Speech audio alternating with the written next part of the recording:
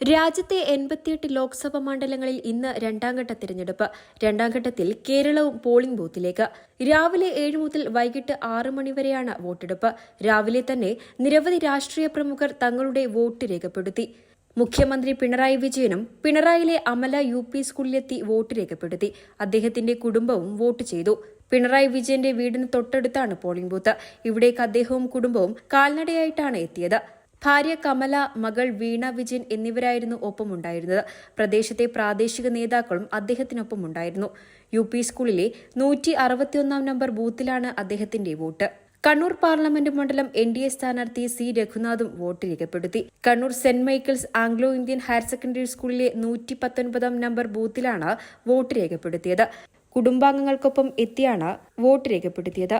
Kannur parliament മണ്ഡലം UDF സ്ഥാനാർത്ഥി K സുധാകരനും സഹപ്രവർത്തകരോടൊപ്പം എത്തി കീഴുന്ന സൌത്ത് UP സ്കൂളിൽ വോട്ട് ചെയ്തു. Media for Kannur.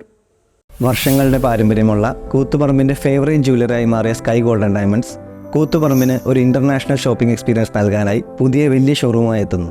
ഉദ്ഘാടനം ഏപ്രിൽ 28 ഞായറാഴ്ച രാവിലെ 10:30.